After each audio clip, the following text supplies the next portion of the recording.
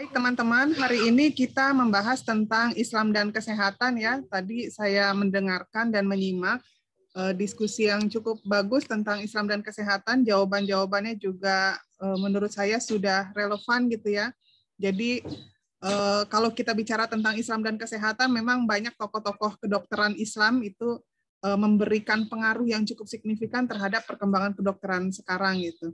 Saya akan share screen.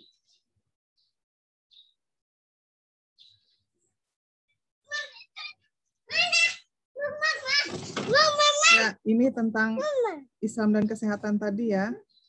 Sudah terlihat ya? Udah, Ibu.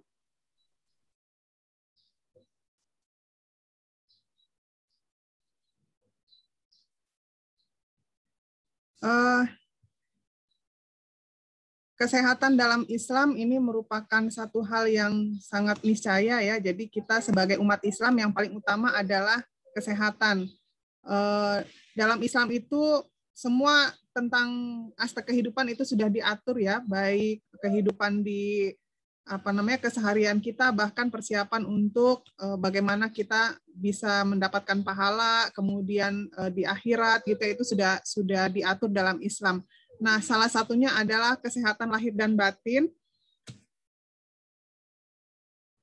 Nah, dalam menjaga kesehatan ini ada berbagai macam ya yang harus kita jaga, misalnya menjaga keseimbangan tubuh, menjaga kesehatan, diantaranya dengan wudhu dan mandi secara rutin bagi kita gitu ya, karena bahkan di dalam fikih itu disebutkan yang paling utama itu adalah toharoh. Misalnya kalau mau sholat kita berwudu, kemudian mandi itu secara rutin. Jadi mandi itu bisa membersihkan diri dari kuman-kuman, dari virus-virus, dari bakteri gitu. Jadi kalau kita rajin mandi, insya Allah kesehatan kita akan terjaga.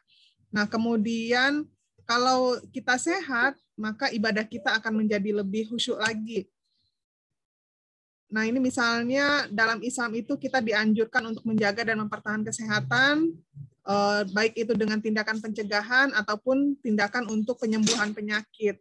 Nah, untuk tindakan pencegahan, misalnya dari sabda Rasulullah SAW, ini dari Ibnu Abbas radhiyallahu anhu berkata bahwa Nabi Muhammad SAW bersabda, banyak manusia merugi karena dua nikmat, yaitu nikmat kesehatan dan nikmat waktu luang. Jadi alhamdulillah kalau kita punya kesehatan, berarti kita sudah mendapatkan nikmat dari Allah. Nah, dalam Islam ini menjaga kebersihan diri itu dapat dilakukan dengan cara mensucikan diri ya. Dengan setiap kali selesai berhadas, kita mensucikan diri, kemudian selalu berwudu ketika mau sholat gitu. Bahkan sebaiknya sih kita selalu menjaga wudu kita. Lalu kalau menjaga lingkungan, misalnya kita tidak membuang sampah di sembarang tempat, gitu ya. Kalau ada sampah dapur seperti bekas sayuran, bekas nasi sisa, itu bisa dikumpulkan, kemudian difermentasi, bisa menjadi pupuk untuk tanaman di halaman. Lalu kalau kita bicara tentang tokoh-tokoh Islam atau tokoh-tokoh kesehatan, ada banyak ya, misalnya dokter Muslim yang pertama menulis buku, misalnya Ali At-Tabari. Dia menulis buku yang berisi ilmu kedokteran dalam kerangka fikir Yunani dan India. Lalu kita mengenal Abu Bakar Muhammad bin Zakaria atau Razes. Nah, ini dia seorang dokter dan juga ahli kimia. Kemudian dokter lain adalah Ibnu Sina, ini yang juga sangat terkenal. Selain seorang dokter, dia juga adalah seorang filsuf. Bahkan digelari medicorum principal alias raja di raja dokter. Jadi dedengkotnya dokter gitu ya. Dalam tradisi kedokteran Eropa klasik. Ini dia banyak sekali menulis buku tentang kedokteran, misalnya prinsip-prinsip kedokteran. Kemudian ada Ibnu Rus, atau kalau di Barat itu biasa dikenal dengan Averroes. Ini perintis ilmu jaringan tubuh, histologi. Jadi menurutnya ini seorang itu tidak akan terjangkit cacar 2 kali. Kalau udah pernah cacar, maka dia tidak terjangkit cacar lagi. Kemudian ada juga dokter-dokter perempuan dalam Islam, misalnya Uhtu Al-Hufaid bin Zuhur dan putrinya, ini dokter perempuan yang bekerja di Istana Khalifah di Andalusia. Kemudian ada Zainab, merupakan seorang ahli penyakit mata dan ilmu bedah pada masa Bani Umayyah. Kemudian kita kenal juga Sahadatuddin Nuriyah binti Duhain Al-Lus Damsikiyah di Suriah. Lalu ada juga tokoh dokter lain, misalnya ini Qasim Abul Qasim Az-Zahrawi Al-Qurtubi. Kemudian dia ini seorang dokter gigi ya. Kemudian karyanya ada ensiklopedi At-Tasrif Liman Arjaza an At-Ta'lif. Nah, ini menerangkan dengan jelas tentang 200 macam alat bedah. Jadi mereka-mereka ini adalah dokter-dokter pertama yang sampai sekarang ini kedokterannya masih terus berkembang ya. Kalau dikatakan sekarang masih ada nggak? Ya sekarang juga masih ada gitu ya, tetapi tidak, karena dulu itu kan mereka cikal bakalnya gitu ya, sehingga tertulis dalam sejarah. Sekarang juga banyak perkembangan kedokteran, misalnya pada masa pandemi ini ada temuan-temuan baru ya, vaksin gitu ya. Vaksin-vaksin itu beberapa diantaranya diciptakan oleh muslim-muslim. Kemudian ada, kalau kalian lihat berita, yang menciptakan alat bantu pernapasan untuk penderita COVID sekarang ini di Indonesia juga sudah bisa menciptakan itu gitu ya. Jadi tidak tergantung pada orang luar. Kemudian dikembangkan misalnya untuk melawan Aedes aegypti yang nyamuk demam berdarah, itu bahkan dikembangkan juga nyamuk juga gitu ya. Jadi nyamuk melawan nyamuk gitu. Dan banyak ini temuan-temuan lainnya. Kemudian misalnya alat-alat kesehatan, USG itu kan temuan-temuan masa kini. USG untuk ibu hamil. Kalau dulu kan kita nggak bisa mendeteksi, misalnya bayi di dalam kandungan itu jenis kelaminnya apakah perempuan atau laki-laki, itu kan nggak ketahuan. Tapi dengan kecanggihan alat, perkembangan ilmu kedokteran, misalnya sekarang bisa diciptakan alat USG yang bisa mengetahui jenis kelaminnya itu laki-laki atau perempuan. Bahkan sekarang juga sudah berapa dimensi ya? 4 dimensi apa ya, yang kalau dulu kan misalnya cuma 3 dimensi kayak foto doang. Kalau yang 4 dimensi itu dia bisa kelihatan udah ada gambarannya gitu loh, kelihatan bentuknya itu dari beberapa sudut gitu. Jadi banyak sekali ya karya-karyanya. Terus kalau kalian dulu pernah ngikutin berita Dr. Terawan yang sebelum ini jadi Menteri Kesehatan, itu kan dia juga berhasil menciptakan kalau nggak salah alat sedot otak gitu ya. Kalau ada penyakit apa, itu ada cairan di otak yang bisa disedot, itu dia berhasil menyembuhkan banyak tokoh-tokoh nasional gitu. Dan itu paten beliau gitu ya, banyak sekali ya. Kalau kalian mau tahu perkembangan hasil karya kedokteran terkini, itu biasanya bisa dilihat dari jurnal-jurnal internasional tentang kedokteran. Jadi penemuan-penemuan terbaru itu bisa dilihat dari jurnal-jurnal. Kemudian ini dalam Islam itu ada 3 unsur ya. Kalau sehat dalam Islam itu ada 3. Yang pertama kesehatan jasmani, kedua kesehatan rohani, lalu kesehatan rohani ini yang ditanyakan teman kalian tadi tentang kesehatan mental gitu ya, itu termasuk dalam kesehatan rohani. Kemudian ada kesehatan sosial. Nah, kesehatan jasmani ini adalah bentuk keseimbangan manusia dengan alam. Kalau kesehatan rohani ini keseimbangan hubungan yang baik antara manusia dengan penciptanya. Ini diwujudkan dari aktivitas makhluk dalam memenuhi semua perintah Sang Pencipta. Kemudian kalau kesehatan sosial ini sifatnya kesehatan psikologis, di mana ada keharmonisan antara individu dengan sistem yang berlaku dalam sebuah tatanan masyarakat. Nah, jadi kalau semuanya terpenuhi, maka ketiga bentuk kesehatan ini bisa meningkatkan spiritualitas kita. Ini penjelasannya.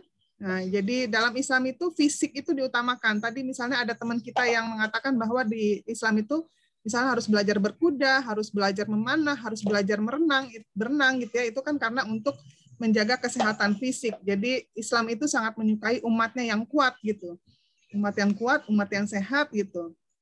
Dan ini juga kalau kita mau jasmani kita sehat, harus hidup teratur. Hidup teratur itu ya istirahat yang cukup, makan yang cukup, yang bergizi, yang sehat, olahraga gitu, menjaga kesehatan, kebersihan gitu. Nah, jadi kalau kita mau sehat ini, kalau makanannya sehat, terus makannya teratur, kalau sekarang kita lagi puasa ya, nah itu insya Allah tidak akan sakit. Biasanya penyakit mahasiswa, kalau sekarang kan kalian sebagian besar mungkin di rumah ya, tapi kalau di masa normal biasanya ada yang kos gitu. Nah, kadang-kadang anak-anak kos ini hidupnya tidak teratur karena terlalu banyak aktivitas, baik aktivitas organisasi atau mungkinnya diskusi terlalu larut gitu, sehingga tidurnya kurang, tidurnya terlalu larut, terlalu malam gitu. Kemudian makannya juga nggak teratur, kadang sarapan, kadang enggak gitu. Nah, itu yang membuat biasanya penyakit mahasiswa itu ini sakit tipes gitu ya. Itu karena sakit yang tidak teratur, makanya dijuluki sakit tipes itu sakitnya aktivis gitu.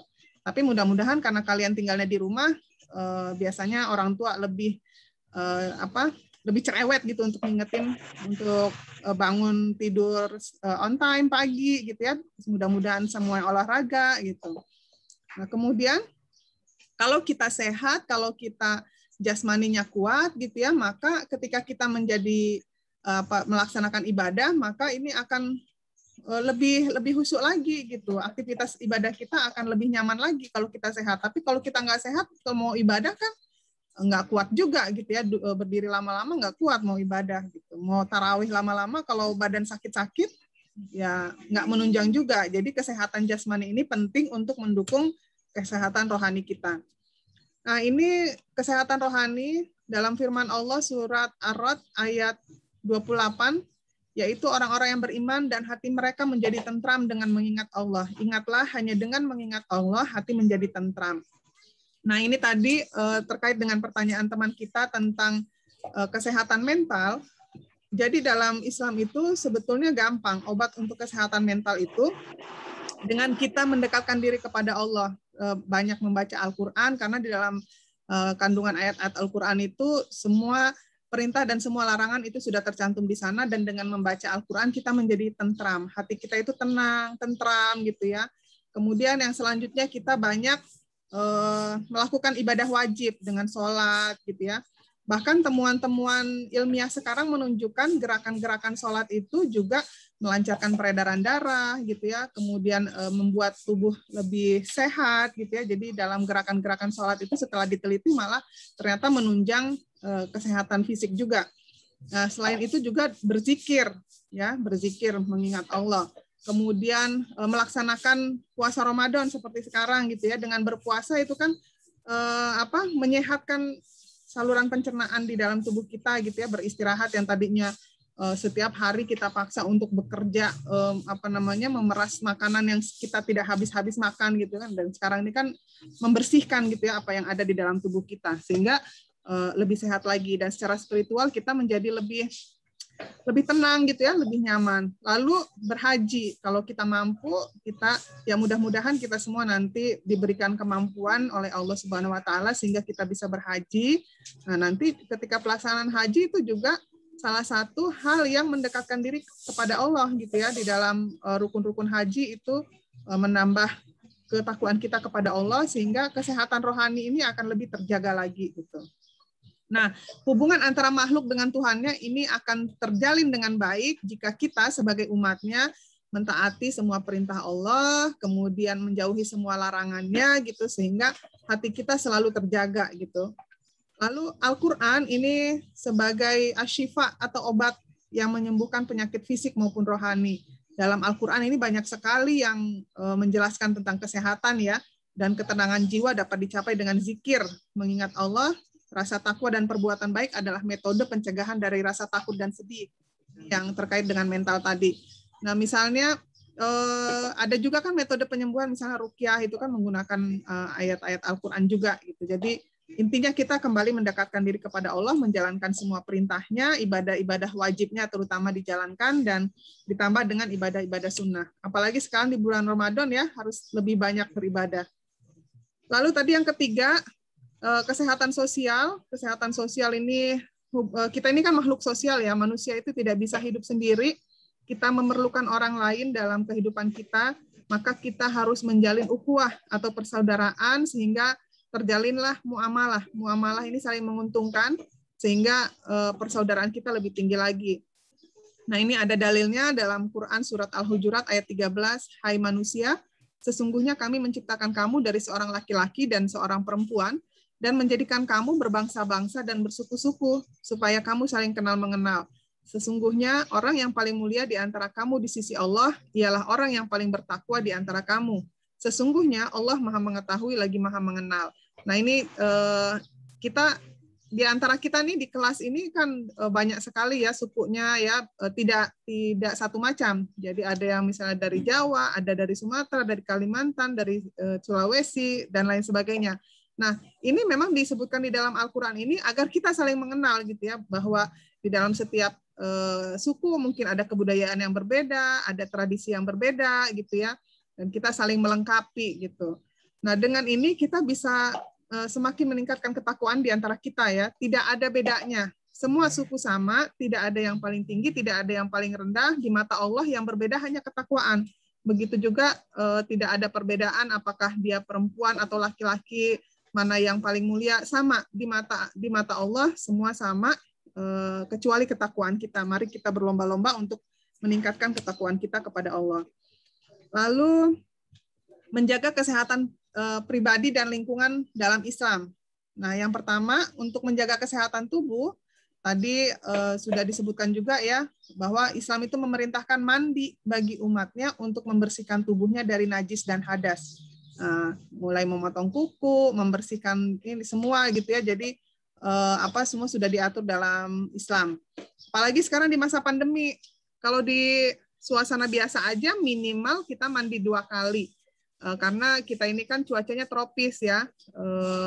Kalau kita nggak mandi, keringatnya banyak, keringat itu bisa mengumpulkan bakteri, kuman, menempel gitu ya. Selain itu juga menimbulkan bau yang tidak sedap.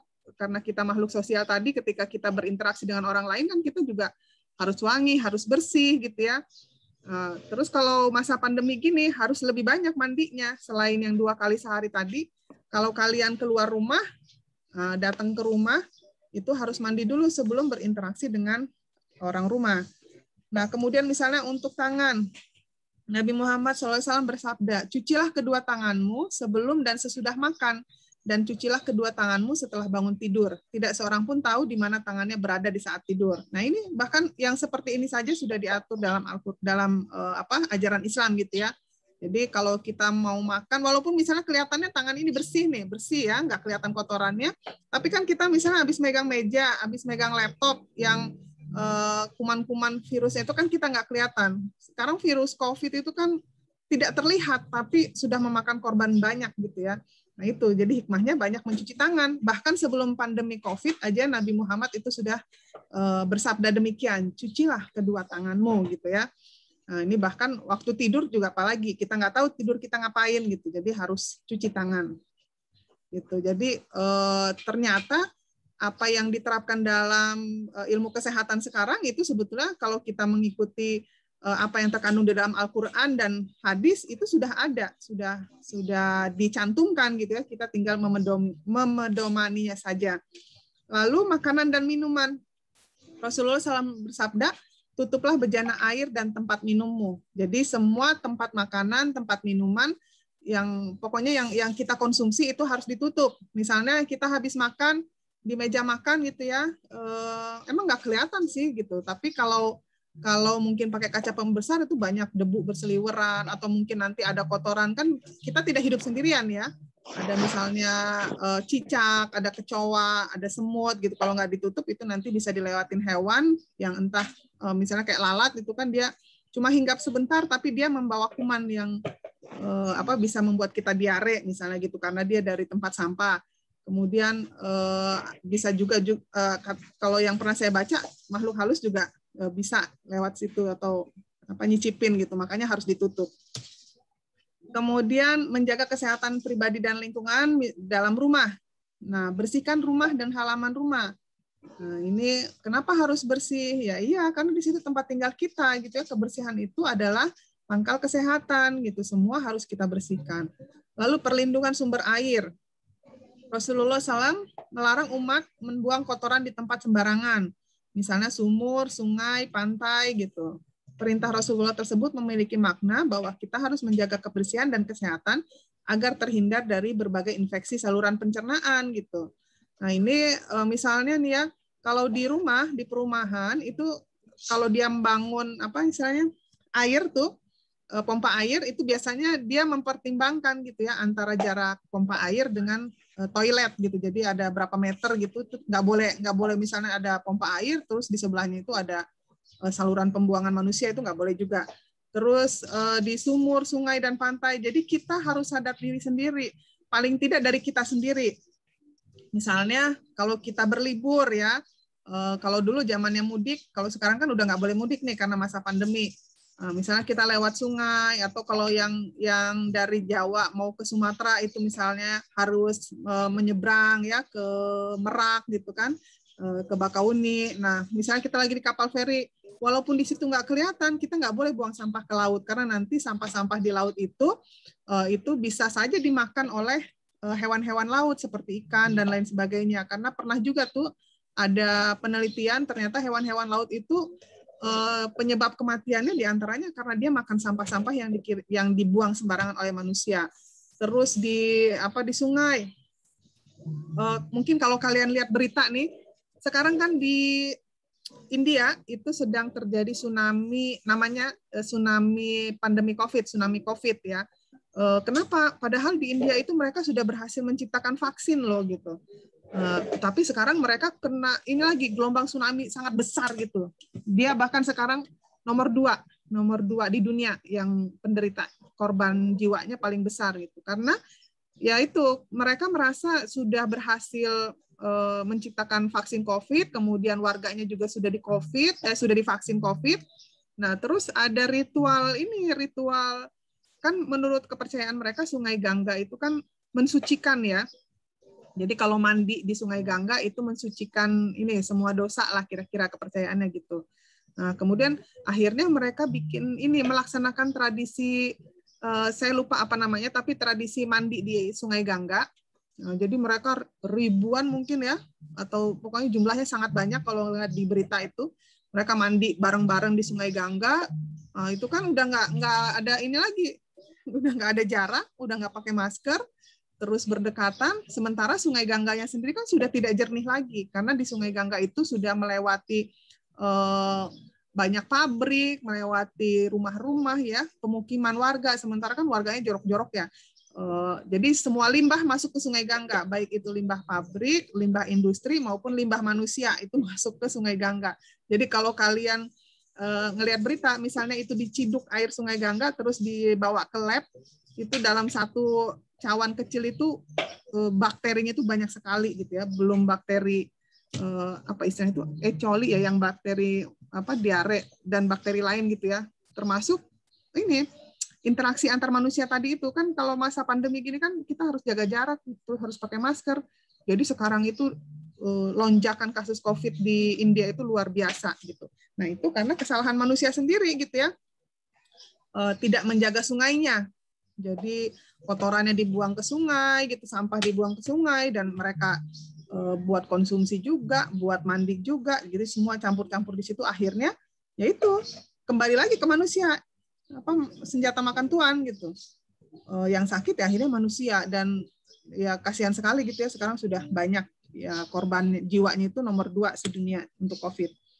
Nah ini saya karena situasi kita sedang pandemi COVID, maka saya ingin mengajak kita semua untuk menjaga kesehatan di masa pandemi COVID-19 ini.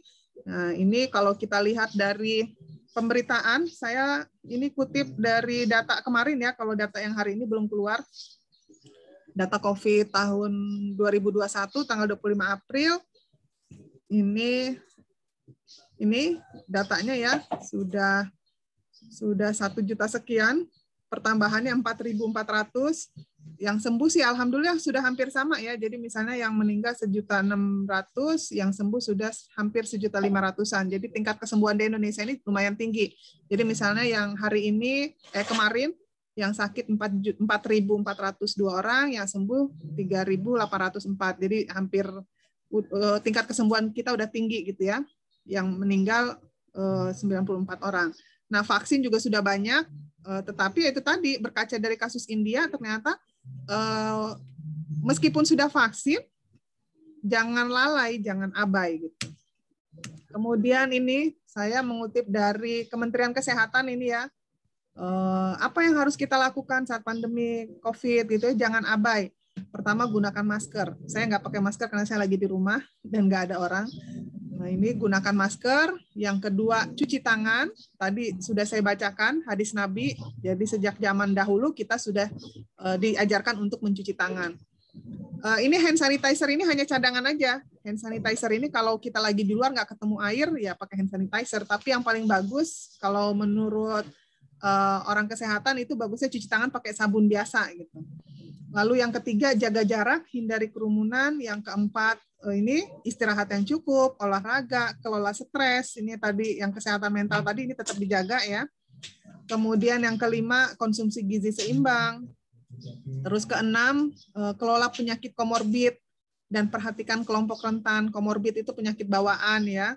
Karena katanya kalau orang yang punya penyakit komorbid itu lebih rentan terkena dengan COVID, termasuk lansia-lansia ya. Makanya itu tadi, kalau kita keluar rumah, masuk ke rumah itu harus mandi. Karena kita menjaga, mungkin kita sehat, teman-teman masih muda, masih usia 20-an, tapi kan di rumah kita ada adik-adik kita yang balita gitu ya. Kemudian ada orang tua, ada nenek gitu. Nah itu mereka termasuk kelompok rentan. Jadi jangan sampai kita jadi pembawa virus gitu. Makanya kalau keluar rumah, sampai ke rumah mandi dulu sebelum interaksi dengan orang rumah. Lalu terapkan perilaku hidup bersih dan sehat. Sebisa mungkin misalnya koordinasi sama RT atau RW kalau bisa ini ya melaksanakan ini disinfeksi lingkungan. Lalu menjaga diri dan keluarga dari COVID. Ini tutup mulut saat batuk dengan tisu gitu ya, atau kan katanya pakai ini nih, pakai ujung siku gitu. Nah ini tadi yang sudah saya terangkan. Nah kalau mungkin gitu misalnya bawa apa ya semprotan yang hand sanitizer ya, tapi yang semprotan. Jadi kalau kita misalnya mau duduk di luar atau misalnya kita mau belanja, itu trolinya itu disemprot dulu, atau bawa tisu yang ada tisu yang ada antiseptiknya gitu ya, jadi dilap dulu gitu. Nah ini kalau batuk, pertama kita harus gunakan masker, kemudian tutup mulut dan hidung. Jadi ini nih contohnya nih, jadi ditutup begini gitu biar nggak muncrat ke orang. Lalu setelah itu harus cuci tangan pakai sabun. Buang tisu yang telah digunakan ke sampah tertutup, ke tempat sampah tertutup. Termasuk ini masker. Yang paling efektif itu kan pakai masker medis ya. Kalau masker kain itu dia pori-porinya itu masih besar gitu. Jadi kalau kalian misalnya ke transportasi umum, ke tempat-tempat umum lah. Kalau misalnya cuma ke teras, mungkin masih bisa pakai masker kain. Tapi kalau udah ke tempat umum, apakah mau ke kampus, mau ke pasar, pokoknya ke tempat umum sebaiknya pakai masker medis. Nah kalau udah selesai, dirobek maskernya itu dibelah dua, baru buang tempat sampah. Jangan sampai disalahgunakan oleh orang. Kadang-kadang ada aja orang tidak bertanggung jawab, nanti dicuci, dipakai lagi atau dijual lagi gitu. Jadi harus disobek. Nah ini adaptasi kebiasaan baru. Jadi masyarakat harus melakukan kegiatan sehari-hari. Untuk mau tidak mau kita harus berdampingan dengan COVID-19 ini. Gitu ya, dengan peraturan baru, gaya hidup baru. Nah, gaya hidup baru itu seperti apa? Yaitu gaya hidup kita sekarang harus pakai masker kalau keluar rumah, kemudian jaga jarak. Nah, itu protokol kesehatannya diterapkan. Nah, ini dari Kemenkes ya. Adaptasi kebiasaan baru ini pakai masker, cuci tangan, hand sanitizer, pakai makanan bergizi ya, rajin olahraga. Nah, say hello, tidak bersalaman. Jadi nggak usah salaman, bukan berarti nggak sopan gitu ya. Nah, kalau ketemu dosen nggak usah salaman, cukup dari jauh. Assalamualaikum Pak, Assalamualaikum Bu. Sama teman juga boleh gitu. Gitu. Kalau tetap mau salaman, ada sekarang yang pakai ini, siku ketemu siku. Jadi begini, atau misalnya ujung ini salamannya. Tapi sebaiknya sih dari jauh aja. Cukup pakai kode aja orang udah ngerti. Lalu misalnya gunakan uang elektronik. Jadi ini kan menghindari gitu ya. Ini tadi setibanya di rumah langsung mandi. Itu tentang Islam dan kesehatan pada pagi hari ini. Mudah-mudahan bermanfaat. Terima kasih atas perhatiannya. Mungkin kita cukupkan perkuliahan kita pada pagi hari ini dengan membaca hamdalah. Alhamdulillah. Alhamdulillah.